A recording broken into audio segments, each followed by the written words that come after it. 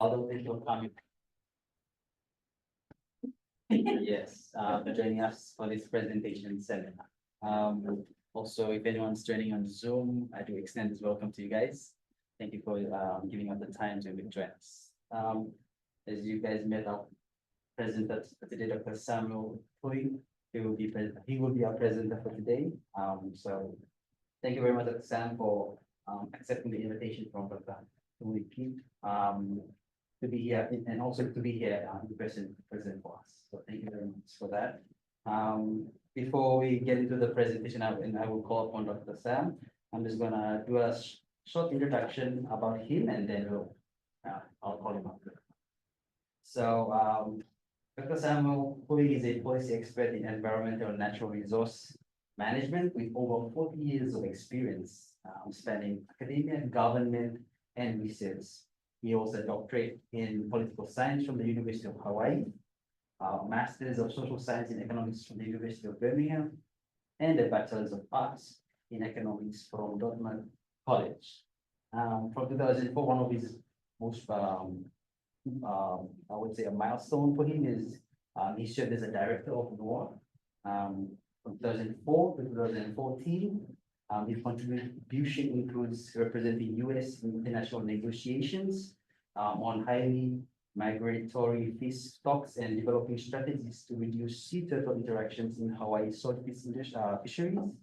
And his efforts have earned him quite a number of NOAA awards.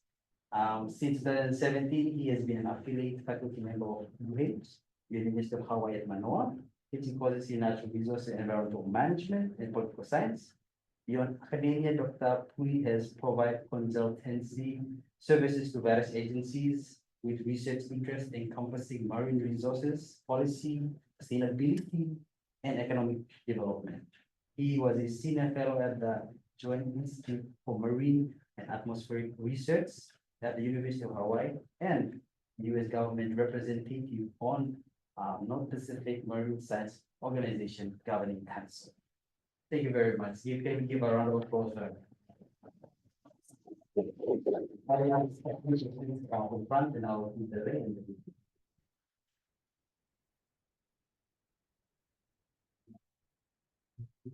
Yeah, no way. This way. Yeah, no, I'm not. Thank you. Thank you.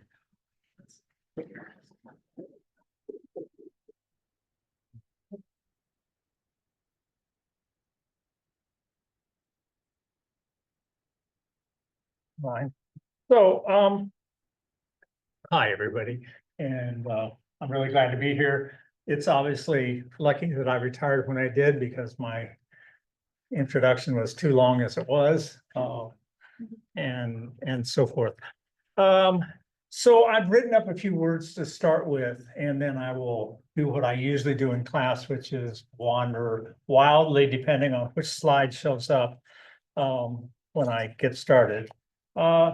And I thought it was a good idea to start with a couple questions, and maybe you or anybody in Zoom land can answer them for me, which is, why is this the subject of a seminar anyway? I mean, it's not what you would expect. My former graduate student and colleague Min-Ling Tan gave what you would expect an economist to give as a seminar. This isn't that. And second of all, what can you contribute to answering those questions? And I've got 2 or 3 people here who can contradict me as we go along. So, hello. Space. Yeah, I tried space. It's not full on here. All right, let me see.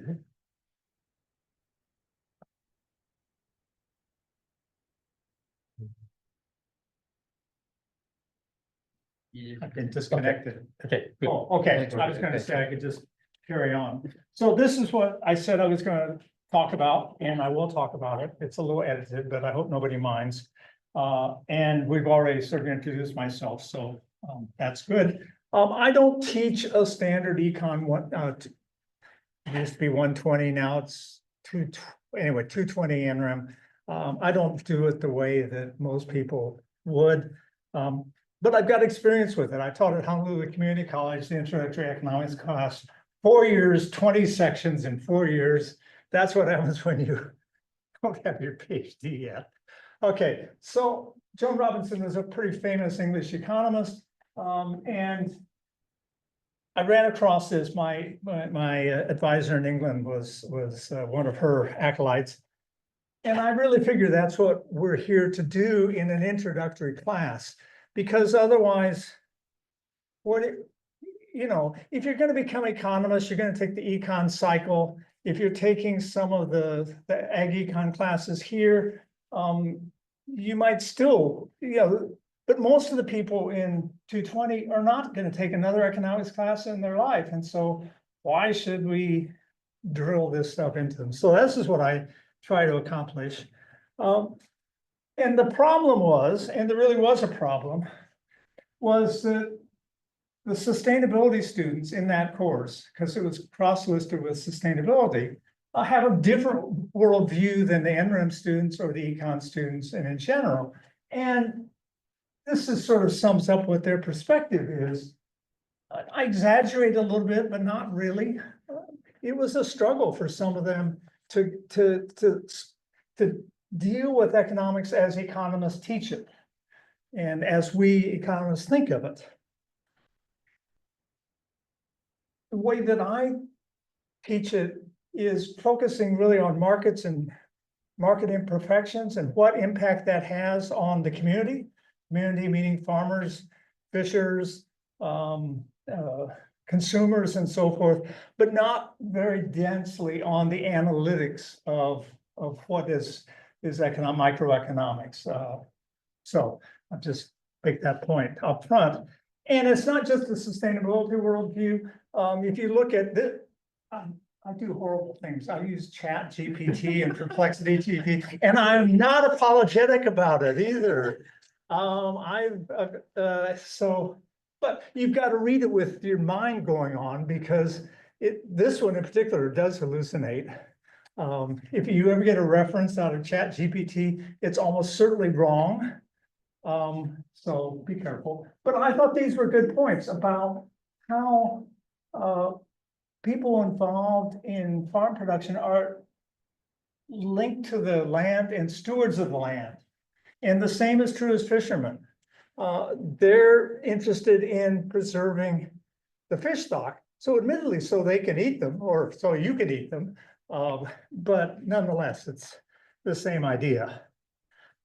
So the question is, can we embed economics in nature, which is sort of the sustainability argument? And this is from one of the ecological economics articles that we used in the class, and it encompasses what we talk about, manufactured capital, that part of economics. It's just a small part of this whole, we'll call it an ecosystem, but it's not an ecosystem. It's a socioeconomic system. And then we have these other aspects, and I try to bring them all in, but remembering that I'm supposed to be teaching this thing up there about manufactured capital. And so I do that and follow, and you could correct me if I'm wrong, but at least I try. So I'm going to go through a couple slides about how I start the sustainability part in the course. I'm not going to, spend too much time on them, but hopefully enough. So the heart of standard resource economics is a question of optimization. How do you get the most out of a resource? And at the same time, maintaining reproductive capacity or the productivity of the land or whatever resource you're talking about, subject to ecosystem and community-based considerations.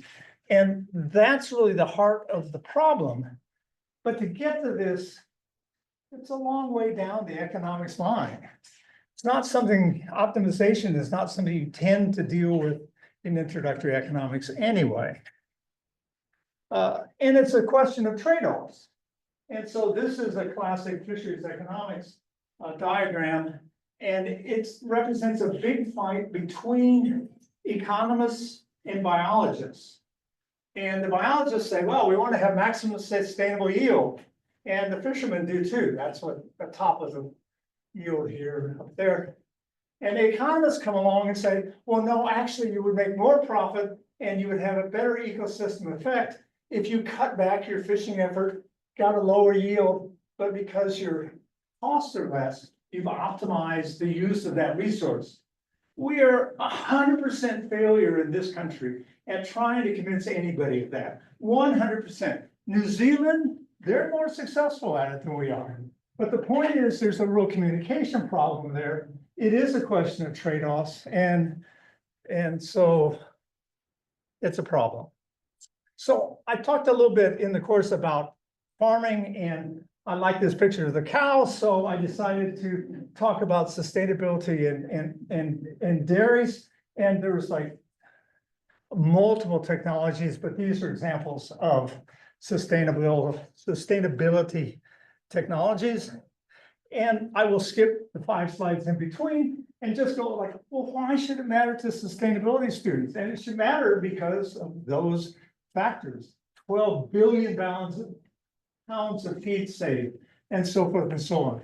Lower greenhouse gases, and so forth. And so from a sustainability point of view, independently of an economic point of view, there's a real reason to use those technologies and to promote them. Well, why would farmers use them? They use them because it lowers their cost. It's very simple economics, but if you focus primarily just on the sustainability side and say, well, what's the trade-off? That's what the dilemma is really talking about that trade-off. So I talked about sustainability 1 week out of the semester, but it infiltrates the entire course in one way or another, I'd like to think. And it's just basically this. I use a lot of Investotopia graphics because they're nice, and they're from economic side of things. And I talked about conceptual history. And this is really from when I was teaching political science, environmental law and politics, is the ideas within the Western canon have progressed over years. From 18th century, when you talked about forestry management being a big important thing, environmental policy in the 20th century, again, concepts of sustainability, and now end of growth philosophies. And it's important to keep it in mind that this has been a shifting view of it, but this one is still hanging out there. This one's having a tough time in the current administration, and then the growth we'll see where that goes. We may get end of growth whether we want to it or not. Okay. The core is simply focusing on the importance of biology and ecosystems in economic processes, and in particular in an agricultural and natural resource course in the production and consumption policies, processes along that. And a key way of doing that from an economics perspective is talking about externalities and valuing those externalities, and where does the cost and where does the benefit come out of those. And so the externalities have, generally we view externalities as negative, although they can be positive. They have negative ecosystem effects, and they have generational effects. There was a guy from Canada on CNN yesterday, talking about their forests and the US forests. And he just laughed. He said, look at this giant map that's all green. Those were our forests. Look at these squiggly little lines over here. Those are your forests. You've already mined them, and it'll take you 20 years to rebuild them. But that's part of sustainability, is to realize if you harvest the present, you won't have a future. Or if you don't harvest the present, maybe you won't have a house. And it's that trade-off again. And if I were teaching this course a third time, which after this, the department may or may not want me to teach it, but that's all right. I would really begin to focus more on these kind of trade-offs than I did in the course, even though I bring them up. And so a lot of it, this is again, a political science perspective from Barbier, but the question is to whether we can substitute for natural capital. And the weak sustainability argument is Yeah, we can do that in various ways. We can grow coral reefs, for example, after we've destroyed them. We can fish farm if we outfish the fish out there. But there's the strong sustainability argument of no, you can't do that. Well, if you don't do that at all, and you stopped harvesting, again, we don't have a house, we starve to death, and those are the trade-offs the economists have always had to deal with. And just sort of summing it up is, should we even consider turning nature into capital? And that's a really standard sustainability economics argument, but it's not necessarily an ecological economics argument, because it's turning something that is inherent into it's been monetized basically, and maybe we don't want to monetize. I was talking to a plumber the other day, a young guy, and he was looking at our mango tree, which for the first time in 15 years actually may have mangoes. It was a young tree 15 years ago, but nonetheless, and he said, I said, yeah, I said, our avocado last year had more avocados than we knew what to do with. We couldn't give them away enough. And he said, you know, Filipinos, if we sell our avocados or our mangoes, we're going to have a bad year next year. It's important for us to share with the community and so forth. He wasn't about to monetize avocados and mangoes. He was perfectly happy monetizing his plumbing skills for the tune of $350. Okay, so I talked about weak sustainability again, and then you can look at how you try to price a market. And one of my colleagues got her master's in housing markets, where you look at the characteristics of a neighborhood and a house, and you can estimate what its sales value should do. And investment bankers are really into this for housing markets. They're increasingly into it for land. And maybe golfing is the highest and best use of it. It's hard to say. But the point is, that's turning land essentially into an asset. Even though the land is always going to be there, it won't be the same land as before. It'll be different. I grew up in central Illinois, corn country, deep loam, 200 feet deep, perfect soil. We had the highest yield per acre of like any place in the world. It probably still does, because nobody lives there anymore. Strong sustainability, coming back to this, the whole idea of land as community. And so a big thing in Hawaii. It was not a big thing in Illinois. Land was very much monetized in Illinois, and it had been for 150 years or so by the time I showed up. So the different ways in which communities look at it. But there were parts of land in Illinois that people did care about. Those were the unproductive lands, unfortunately. So how do we get there? Well, the traditional way is natural resource management or farming practices. We could have subsidies for sustainable agriculture. That has been a fairly big thing in the United States for 15 years.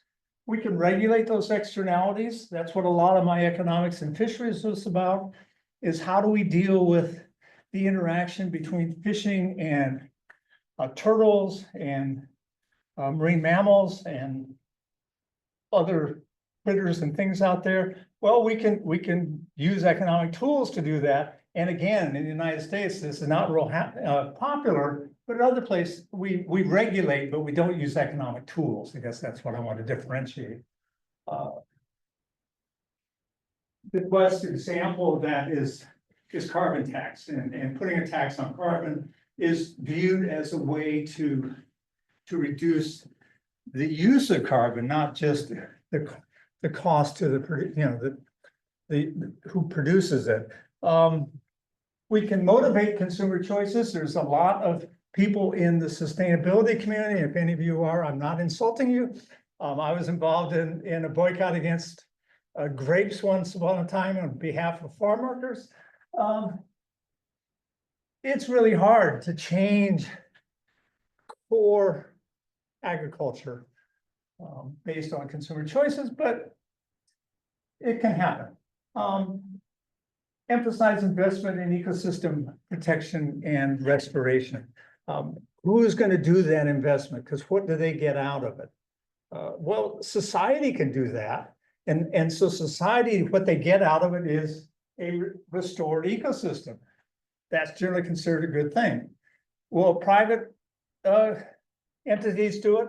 There's a group in the West called PERC, and I can't remember what it stands for, but it's a property rights economics group who've been pushing the idea of privatizing conservation instead of having Forest Service and okay, that tells me how long I've been going. And hope you don't mind. So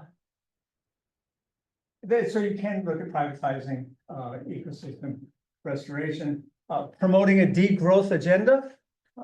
Not a big deal here in Hawaii, but it is in some parts of the world, and limiting private property rights prerogatives. Again, you're really going upstream politically to go to deal with that, but it doesn't mean you shouldn't try if that's your inclination. The transition to a green world is difficult. Transitions to any kind of world. If we'll take the president at his word, there'll be the transition to more manufacturing in the United States will be a period of difficulty for the United States as we suffer through tariffs. Now, he may be wrong, but that's the argument. The transition is difficult. So how do we get that transition? Or it may take too long. It may go after the next election. So students see this transition and sustainability in a more ethical way, a philosophical way, and I'm definitely not philosophical. The political science department wanted me to include the ethics of environmental justice in the course I taught for them, and I'm perfectly happy to talk environmental justice, but who am I to talk about the ethics of it?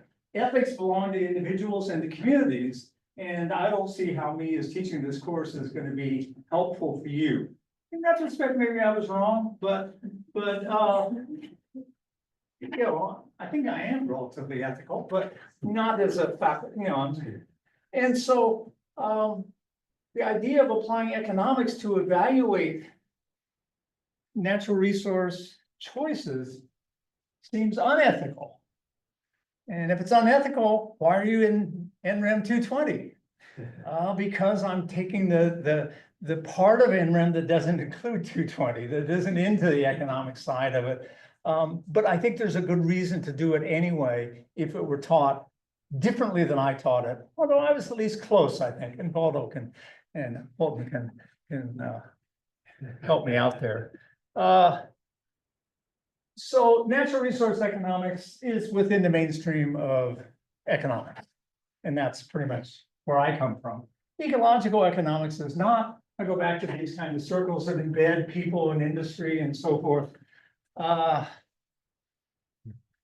It just wasn't my coolio. Here's from Ecological Economics, the journal. So who can speak to it better than them?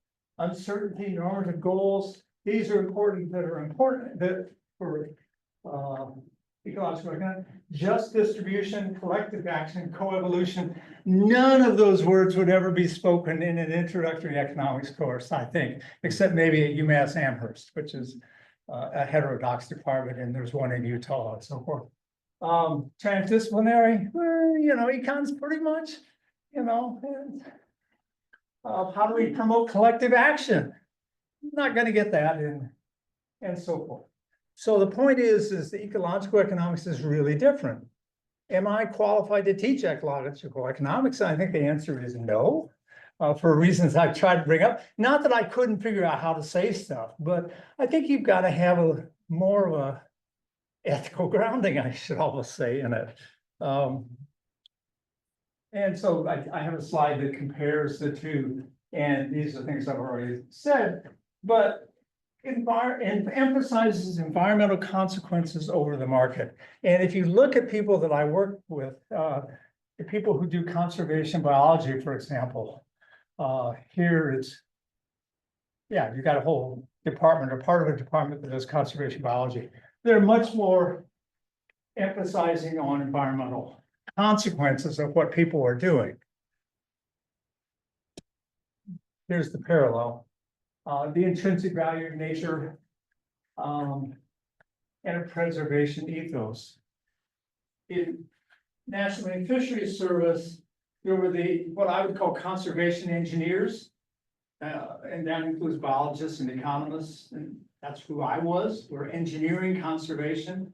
We use a variety of optimization tools, and there were the preservationist biologists who just, looked at the world differently. They may or may not have had different courses, but they didn't like population dynamics at all. They were much more individual natural history folks, and that can be a problem. It's like you extrapolate from the individual, or do you extrapolate from the community? Difficult.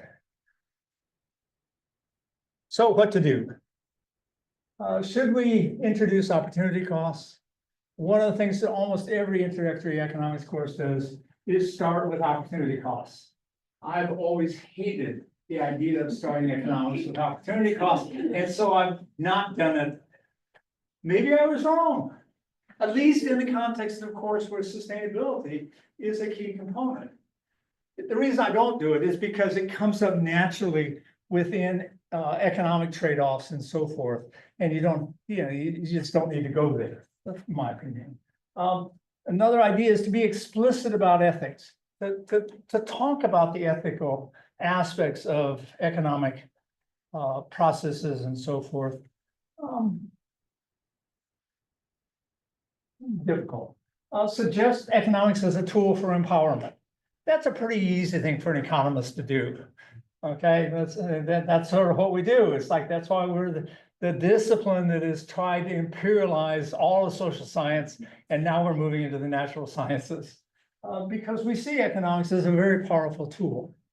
And at the same time, something that we should do more explicitly is to acknowledge and respect differences. If people come to these courses from a different perspective than the person who's likely to go get an MBA or master's in economics, at least in mainstream economics. And I think acknowledging is really important. And I will say I think that's something that I accept, but I don't think I do very well. I can sit down and talk to people about their sustainability stuff, and we can be copacetic. We can work it out together. But I'm not explicit about it in the course because I don't know. How much time do I have? Yeah. Okay. So should I refocus on opportunity costs? I ran across this from the St. Louis Federal Reserve, of all places. Just got posted like 2 or 3 days ago. Put on a unique pair of glasses to look at the world. That's their way that they were talking about opportunity costs. That's cool. It's like, and so that would apply to economists too. We ought to look at the world as a series of questions, which of course is what opportunity costs is about. But if you take if you take the monetization out of it, then it's just, well, how do we choose? How do we choose to do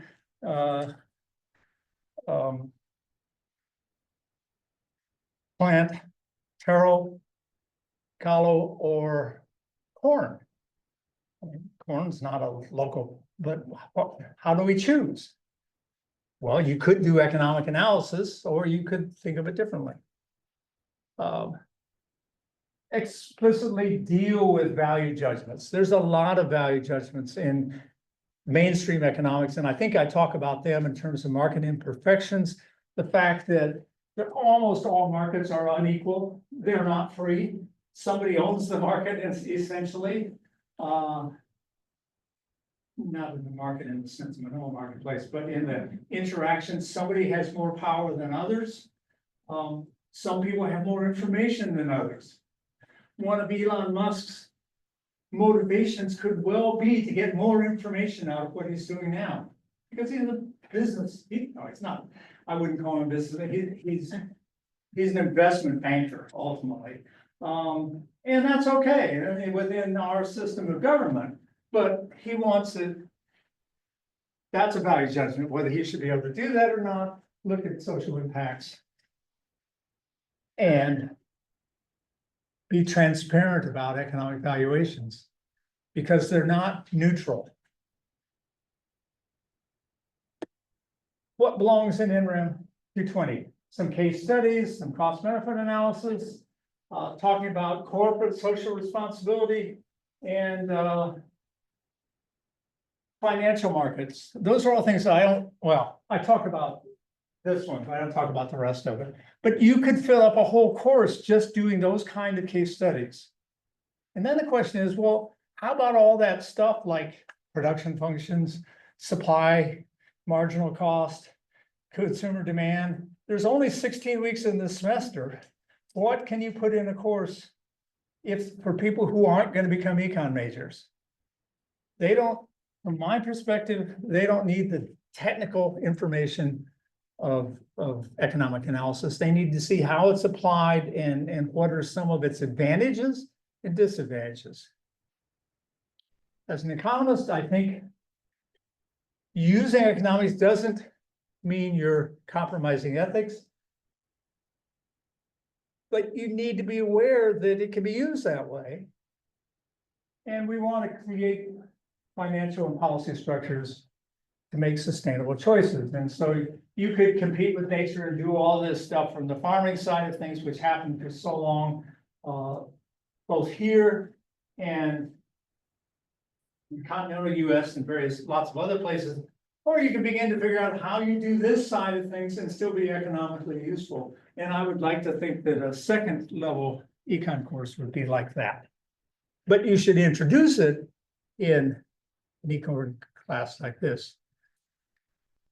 One of my favorites, and this might seem a little out of order, but the Waihole-Waikani dispute has been going on for 40 years. Anyway, the movement of water from windward side to the plain, initially for pineapple and sugar, and now for houses and golf courses. And old Okinawan guys like this don't have enough water or like Waihole-Waikani to grow ginger plants, and so there's a trade-off there. Well, how did that trade-off get resolved? Essentially, it was the price of water. The value of water was viewed as greater in a golf course than it was in ginger plants. That is a good sustainability economics trade-off.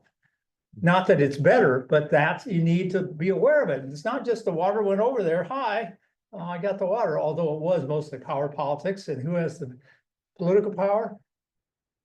People building golf courses. That's political science, not economics. So what should we do?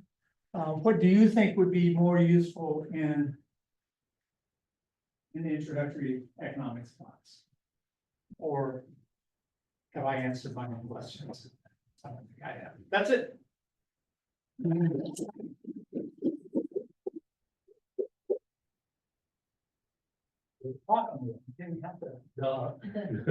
So are you gonna run the questions?